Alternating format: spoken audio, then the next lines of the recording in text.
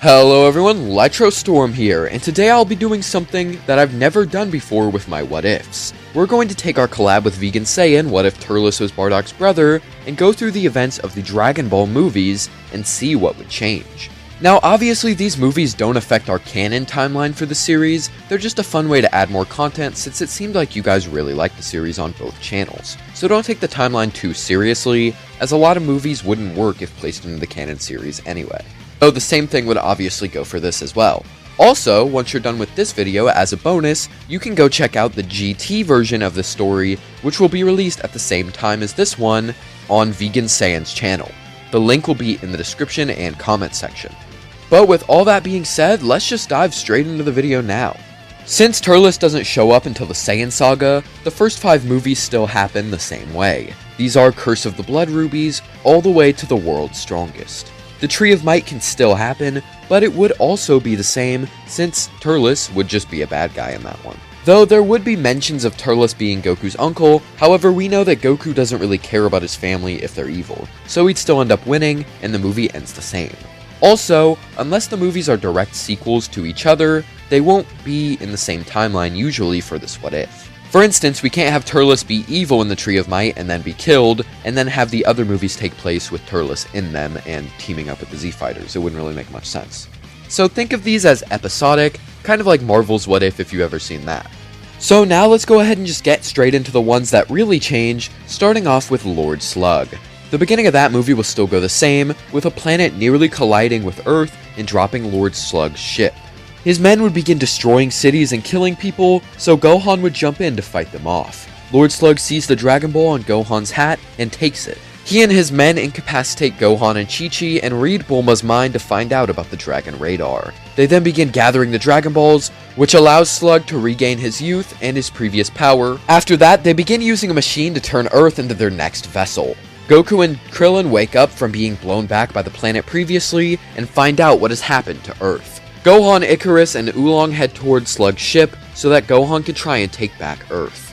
He gets overrun by Lord Slug's army, but is saved by Piccolo. Also joining in on the fight is Turles. Gohan is surprised to see his great uncle helping out, but Turles assures him that it's just because he's been so bored without fun battles. Plus, if these guys kill everyone, who's gonna join him when he takes over? Gohan and Piccolo reluctantly accept the help of Turles, and so Slug's elites battle against the three. Piccolo easily sauces on wings while Metamacha fights Gohan. At the same time, Turles is up against Angela, who he can easily defeat alone. Piccolo ends up killing Wings, and Turles beats down Angela as well. Because of this, Turles is also able to defeat Metamacha and save Gohan. The Saiyan would now offer the two to join his new Crusher Corps, since many of the members are gone at this point. Remember that this movie was set to take place around the same time as the height of the Frieza arc. This is why Vegeta, Yamcha, Tenshinhan, and Chaozu aren't here, but Goku, Krillin, Gohan, and Piccolo are. Those 4 were all still alive by the time Goku showed up to fight Frieza, whereas Vegeta was on his deathbed right as soon as Goku showed up. The movie doesn't really give an explanation as to why all the Z Fighters are gone in this version of events, but we're just gonna roll with that interpretation and say that it's to parallel the Frieza arc. Again, this video is just for fun, so it's not really that important. But anyway, because of all that, most of Turles' men are gone as well. By the time Frieza killed Vegeta in our What If, only Daze and Amond were left alive, so those 2 will arrive now. The 2 of Lord Slug's army are scared to say no to Turles' offer, but are also scared of Lord Slug's wrath, so they stumble on their answer. If he finds out they're betraying him, they'll both be killed.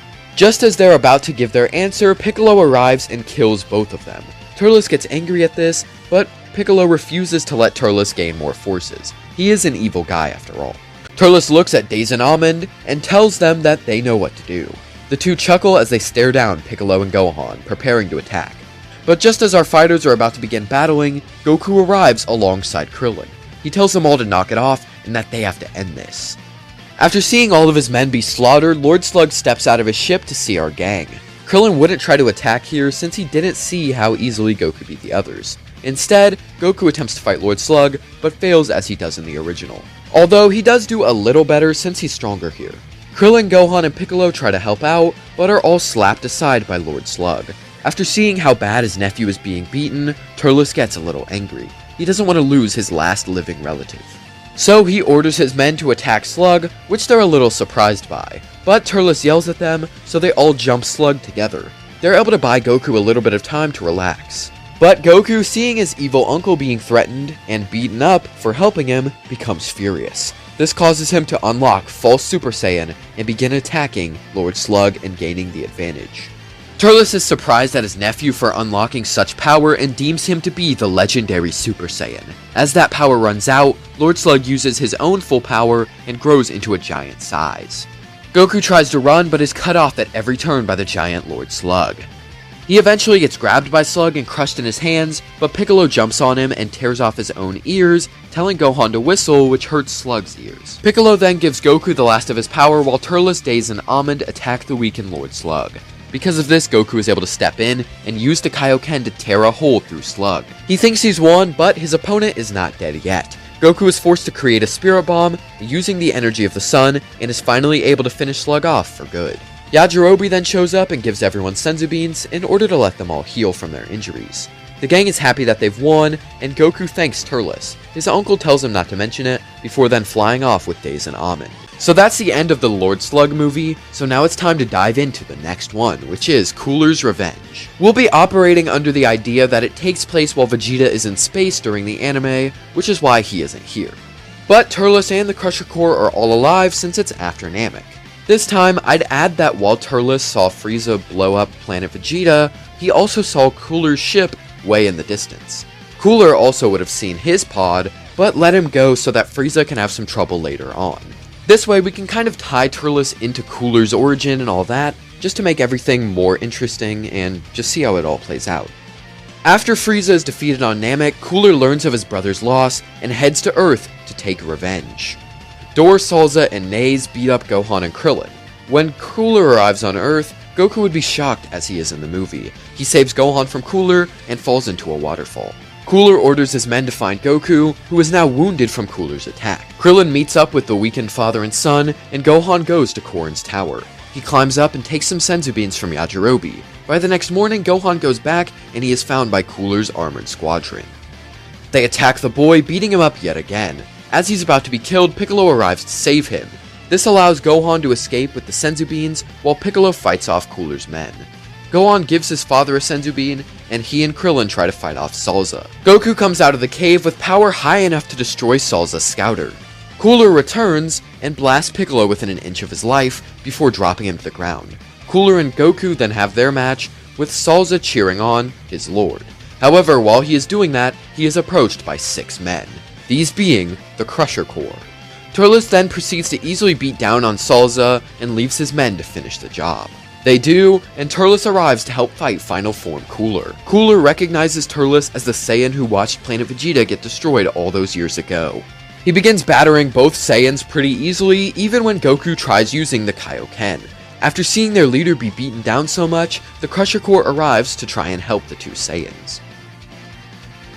But this only leads to Cooler killing all 5 of them swiftly. After seeing this, Turles goes Super Saiyan out of rage, while Goku is beaten down by Cooler.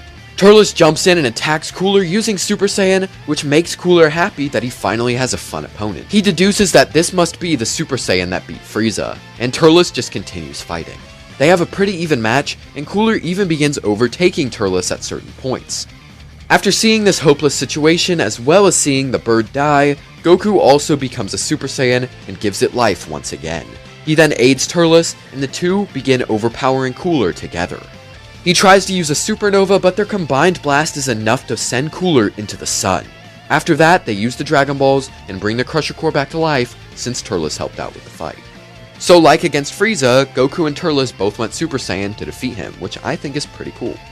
The next movie is going to be the return of Cooler, so let's go ahead and jump straight into that. Most of the events play out the same up until Vegeta arrives. This time, it's not just Vegeta, it's also Nappa.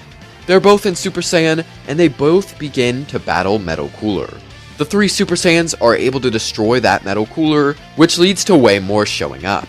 Vegeta, Goku, and Nappa prepare to fight off against the Impossible, but that's when Goku senses a few energies closing in.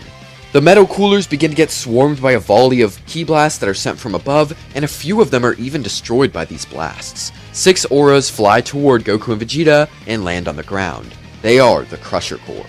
Turles is in his Super Saiyan form, and the others are just ready to fight. They used their ship from the Saiyan saga to show up here, as Turles could tell something was awry. Goku thanks his uncle while Vegeta and Nappa scoff at the idea of needing their help, but to be honest, they kinda do. With that, the 9 fighters work together to fight off Cooler's army. While they are able to do well for a while, they are eventually overtaken by the Horde. After that, they're plugged into the machine and get their energies drained by Cooler. But with so many large powers, they're able to overload the system and blow up parts of the Big Getty Star. The 4 Super Saiyans are able to break free, and Turles saves his men while the others fight off Metal Cooler. At the end, Turles sends a kill driver toward the core, detonating it as Goku fires his Ki Blast. With that, they're able to destroy Cooler for good. And now we're on to the next movie, Broly the Legendary Super Saiyan. This one should be fairly easy to discuss for this what if, so let's go ahead and just get into it. Goku investigates the destruction caused by Broly, and Paragus goes to Earth to recruit Vegeta. He brings Vegeta and Nappa to New Planet Vegeta, with Future Trunks, Gohan, Krillin, Roshi, and Oolong going along as well. Hearing stuff about his race and seeing another Saiyan also intrigues Turles, so he and the Crusher Corps go to New Planet Vegeta as well. Gohan and Krillin fight against the guards to protect the enslaved people, and Goku arrives using instant transmission. Broly would show some anger toward Goku, as well as Turles since he looks a lot like Goku. Broly attacks Goku in his sleep, but Paragus is able to stop the fight from escalating. Turles sees this take place, and is very interested to see how strong Broly is, as he could make for a very powerful companion. The next morning, Paragus' lies are revealed, and Broly starts attacking Goku once again. Paragus is unable to control Broly's power any longer, so Broly transforms into the legendary Super Saiyan. With this power, he easily beats up all the Z fighters, excluding Vegeta, who is too terrified of Broly. Nappa tries to get Vegeta to step up and fight like a real Saiyan, but the prince is too scared. Piccolo tries to motivate Vegeta to fight, but it doesn't work, so Nappa just leaves to help instead with Piccolo. The squad would have 2 extra Super Saiyans, as well as the other 5 members of the Crusher Corps to help fight, but even with all that, they would still be far outmatched by Broly. After being abandoned by everyone due to his cowardice and seeing the others fight, Vegeta decides to join in as well. However, this only leads to him getting beaten down just like the rest, but at least he decided to jump in finally. Because the Crusher Corps are so much weaker, they would be brutalized by Broly, leading to them nearly being killed. This enrages Turles, and Goku sees how much stronger he's getting from rage. He yells for everyone to give their energy to Turles, so they all do except for Vegeta. This leads to Turles getting into a 1v1 with Broly like Goku did in the original. But Turles is even stronger than Goku here, causing him to easily punch a hole through Broly and launch him away. After that, the gang goes home, since Broly also killed Paragus, so all the loose ends are pretty much tied up. And now because of that, we can also move on to Bojack Unbound. This movie starts off with the tournament, so it will here too. Only this time, the Crusher Corps and Nappa would join. Vegeta is still staying at home like he did in the original since Goku died. He doesn't really want to fight seriously anymore, so he's not going to show up. Because we've got 7 extra fighters here, some matches would be a lot closer. Most of the preliminaries were just the Z fighters versus random people, but this time we'd have some fun matchups. Piccolo would fight Kakao, Gohan would fight Lakusei, Trunks would fight Daze, and Krillin would fight Raisin. Gohan and Piccolo have a pretty easy time beating Kakao and Lakusei, but the other 2 fights are more up in the air. Trunks in his base form fights Daze, which I think could prove to give him some trouble, but Trunks could probably still do it over time. Krillin also fights Raisin, which would be a very close matchup, but Krillin's got the skill and techniques to win, so I think he would do it.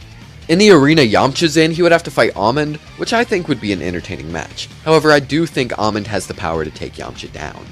The last 2 arenas are dominated by Nappa and Turles, so they both also make it to the finals.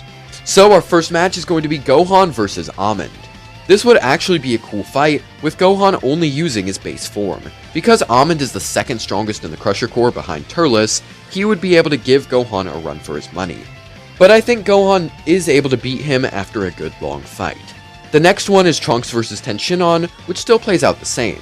Piccolo and Krillin have their match, but I don't think Piccolo would forfeit here.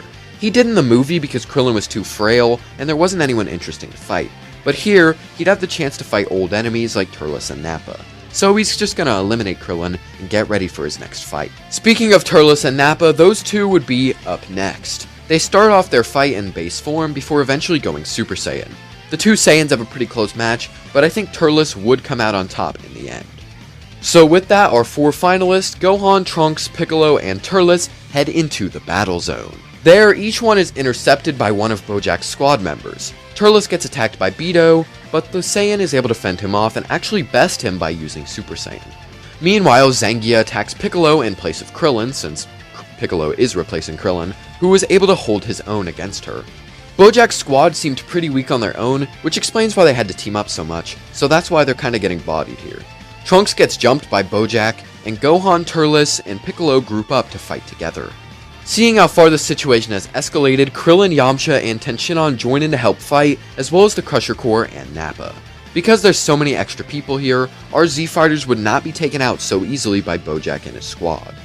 Instead, we'd see a member of Bojack's forces die, which leads to him stepping in and taking the people who killed them down. Then the next one would be killed, so Bojack would take down the others. And this repeats until Bojack is the last one left. At that point, it was just Gohan, Turles, Trunks, and Nappa versus Bojack. Vegeta shows up to try and help out, and because all 5 are working together, I could actually see them taking Bojack down here. They'd all use Ki Blast, with Gohan briefly tapping into Super Saiyan 2 and finishing him off. So we never needed Goku to intervene on this one, which is pretty neat. Now on to the 10th movie, Broly's Second Coming. Most of this is going to go the same, with Turles and the rest of the Crusher Corps coming in to save Gohan. Turles recognized Broly's ki, so we wanted to make sure he was dead once and for all.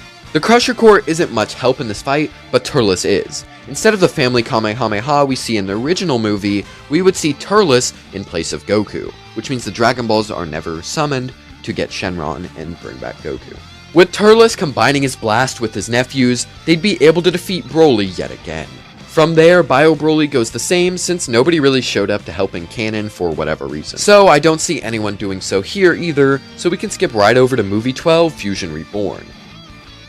But this movie also happens the same, since unlike Goku and Vegeta, Turles never dies. So the changes are that Turles, Nappa, and the Crusher Corps are helping to fight the old villains instead on Earth. From there, we've got one final movie to cover, Wrath of the Dragon.